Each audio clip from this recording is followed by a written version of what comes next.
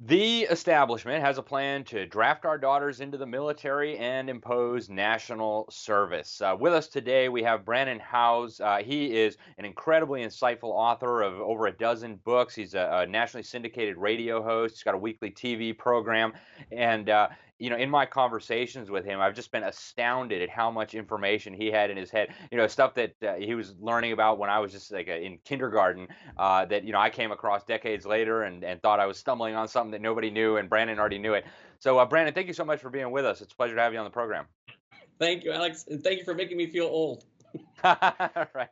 You're very young too. Brandon, I'm really interested in this national service commission that just came out. I know you were telling me about how John McCain and Barack Obama worked on this some years ago, and I guess now they've released their final report. So tell us a little bit about what's in this report. What can we look forward to if these recommendations are implemented and come about? Well, this is the report. Thanks for having me, Alex. This is the report right here. And we've been waiting for over 2 years for this to come out. We knew this was coming out. Barack Obama, on his way out of the door of the Oval Office with John McCain in 2016, established this commission. It came about officially in 2017 with some money and authorization out of Congress, but the idea was put into place in 2016. And initially, it was about studying drafting America's daughters and national service. Well, no surprise, they've decided the commission is recommending to Congress and the White House to require women 18 to 26 sign up for the selective service. So you can now have the feminist Marxist dream of drafting America's daughters into combat and putting them on the front line, and the Marxist agenda, the feminist agenda, accomplishing two things. Number one, as the well-known Marxist feminist said in regards to women, we can't give them the option to stay at home and raise their children. If we give them that option, they'll choose it. Another one also spoke about the national service was a great route away from the family home. So again, this will destroy the traditional families we know it, moving women away from the idea of marriage and children, put them into the national service, distract them there, indoctrinate them as well, and then, of course, really mess up our U.S. military as a national socialist system of experimentation. And so they are recommending drafting America's daughters. Then they studied a national service.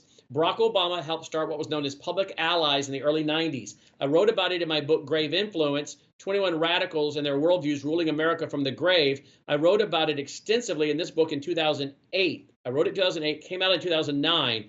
Michelle Obama helped to start the Public Allies Division in Chicago. This is a liberal group.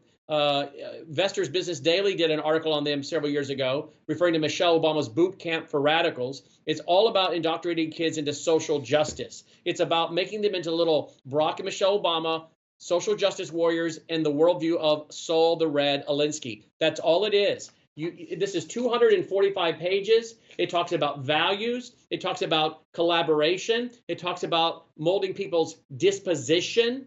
These are all adjectives or words that deal with attitudes, values, feelings, and beliefs. And they, again, by the way, state this is going to be required by homeschoolers.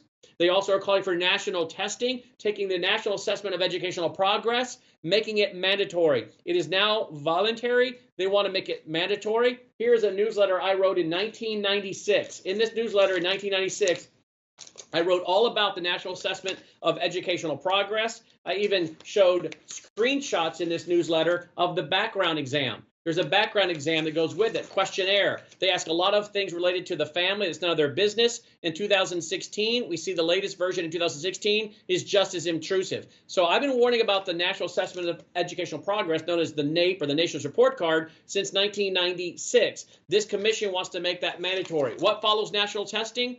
National curriculum, and it states homeschoolers are not exempt. This is just, and I'm just scratching the surface here. Yeah, no, this is incredible information, and unfortunately, nobody else is talking about it, Brandon. So thank you for digging into this. Tell us a little bit about the history of this movement toward national service and some of the problems you see. I mean, say somebody's not convinced that national service and drafting our daughters is a problem. What would you say to them? Why are these dangerous ideas, and where does this movement come from? Well, Margaret Mead, feminist and lesbian Margaret Mead, was behind this idea, along with many others, including one of the founders, really, of this thought is a guy by the name of William James. In this book, again, Grave Influence, that I wrote in 2008, I have a whole chapter on William James. He's the father of pragmatism. He was into the occult. And William James wrote an essay that was called The Moral Equivalent of War. Many presidents going back to Carter and forward have promoted it and add different aspects. George H., George W., Obama, Clinton. All adding in various divisions, including the AmeriCorps, which AmeriCorps is part of this. So they've added different presidents, Republican and Democrat, have added different divisions of this. And many of them often will quote William James. And William James, in this essay, The Moral Equivalent of War, says that we should have conscription, that we should be waged in the war against nature. And by nature, he's talking about the free market system. The free market system. He goes on to describe the army barrack and how everyone is the same in the army barrack. You get food, you get clothes, you get a place to sleep, and you're not having to demean yourself through dog eat dog world, as he talks about, through earning your way through being a huckster, referring to the free market system, through salesmanship. So he just totally trashes the free market system and how people are advanced by this scheme of the free market system, and your only worth is what you can produce. But when we're all conscripted into the army of service in the army barracks, we're all the same, and now mankind's true humanity and value comes forth. And he went on to say that we should make this mandatory to knock the childishness out of young people and conscript them to building bridges, putting in streets and roads, and that they should be owned, as the soldier is owned by the army. So this is the socialist idea, William James, and it again was picked up on big time by the Obamas with Public Allies, who were one of the groups that was consulted to write this, along with the Bill and Melinda Gates Foundation, along with the Rand Corporation, along with a lot of globalist organizations, including the Chamber of Commerce's across the U.S., who want to merge big government and big business. And this legislation calls for moving all of this under the Department of Education. And they're already bragging on other websites, Alex, that they are going to work with and have over 500 major corporations that will give hiring preference to the students who come through this national service that begins in kindergarten. And in order to graduate from middle school or high school, you will have to do so many hours of this, what they call service learning. So take the word outcome-based education, which many of our parents know about, and replace the term outcome-based education with a new word, service learning. And in my book, Grave Influence, I quoted Thomas Sowell, who said, whether you call it service learning or community service or outcome-based education or any other numerous pretty names, it's about values and separating the children from the parents. And that's what they're doing now. They changed the name of the reform fast enough to keep parents in the dark, and now it's going to be called service learning. And again, a national curriculum, national testing, as it's calling for in this commission, will lead to national curriculum. So again, they're stating openly, homeschoolers, you will have to comply. Yeah, this is incredible, and it's actually been a big focus of my work as well, what's been happening with education, moving toward nationalizing and even globalizing the education system. So maybe we can come back to that in just a moment. I want to talk a little more about women in combat. Our forefathers would have been absolutely appalled at the idea that we would put women in combat roles. I mean, men used to be taught that you do anything to protect women, right? We were supposed to be chivalrous. We're supposed to protect them. They, bear children. They're, incredibly important. And now it just seems so barbaric that we would send them off to go become mincemeat in some war that some globalist president starts. But what do you think is the underlying agenda here? Certainly it's anti-family. Why are they so anxious to get women into the military, into these combat roles? And, how do you see that fitting in with the broader overall objective of getting rid of the nuclear family? Well, in addition to getting rid of the nuclear family, which you're absolutely correct, because we have quotes by the feminists talking about this, including Margaret Mead and others, is to destroy the military. The test, we see 84% of the women cannot pass the physical examinations, according to our own government military research. They can't pass the physical requirements. So again, they're having to lower the standards just to get the politically correct results they need in order to justify putting women onto the front line in combat. We're not talking about in support measures here. We're talking about a draft and everybody, being treated equally, as they say. That means right on the front line. And again, if for most guys, the natural inclination being that they all have a mother, and many of them have a sister, their natural inclination is going to be to look out for that gal and try to protect her. Or if she gets in a spot physically where she can't keep up and she starts to damage the mission, well, that's going to be a real problem for their own life. So again, this is a Marxist dream come true to destroy the family, destroy the U.S. military, and destroy America. And so we're very opposed to this. From that standpoint alone, my friend, the late Phyllis Schlafly, warned about this over and over and over through the Equal Rights Amendment back in the 70s. And here it is. And now they're just doing it in different ways.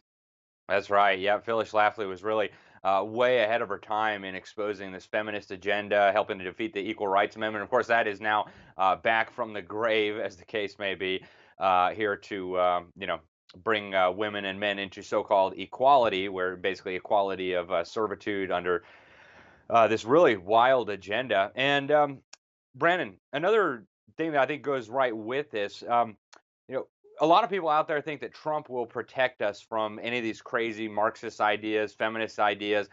Do you think there is a possibility that this agenda could come in under the radar even during the Trump administration?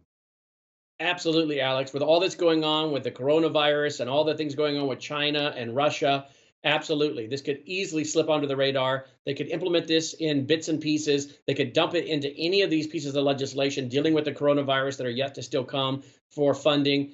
Just as we saw them try to slip in the digital dollar and then that got pulled out, they could slip this in. We could wake up one morning and find this is a done deal. It's already done. And by the way, this is the first certificate of mastery that was ever given out. It's just in 1994.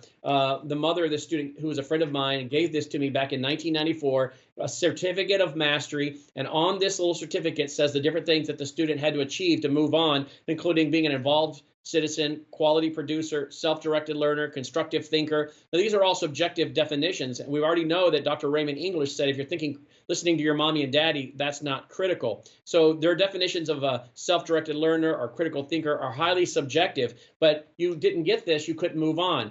Part of the Goals 2000 panel was Governor Roy Romer. And he said, and I remember watching it on C-SPAN Live when he said this, he said, without the certificate of mastery, or a certificate, he said, there's no job for them, there's no life for them, there's the motivation. And I have a paper coming from St. Paul, Minneapolis Pioneer Press. This is dated back in 1997, and it wanted to tie the driver's license, the ability to get a driver's license to pass any of these exams. So what you're going to see is a lot of carrots and sticks. You will meet the effective objectives, or you won't graduate. You won't get a diploma. You won't get a driver's license. And now we see big corporation in this plan that's been consulted for workforce development will include big corporations giving hiring preference to those who meet the effective objectives. This goes all the way back to what I was uncovering back in 1992. Here's a document I've traveled with since 92, a letter written by Mark Tucker, citing David Rockefeller and saying, we're so excited you won the White House. Now here's what you need to do with workforce development. And here's the document I've been carrying since 92, a human resource development plan for the United States,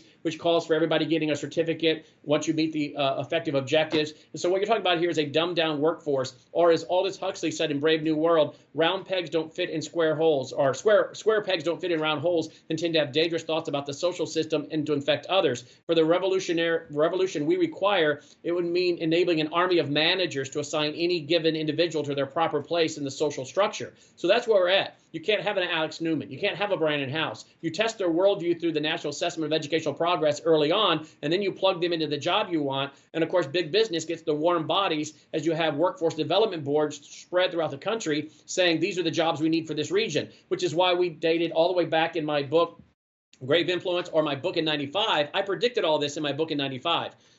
Students having a Dangan opened on them, a file opened on them that would follow them through life, just like China does. Well, today, under the World Core curriculum, even under under President Trump's Secretary of Education, Betsy DeVos, is keeping this going and signing America into things that they openly admit will track their values and follow them into the workforce. So you start biochipping for vaccines, immigration, digital dollar, and then chipping for adding their portfolios, it can follow them their whole life. Well, again, I predicted this in this book in 95. People said it was conspiracy. Well, here we are today. So this could very easily happen. And if you don't have the right worldview, as Roy Romer, governor of Colorado at the time, on the Goals 2000 panel said, there'll be no life for you, there'll be no job for you.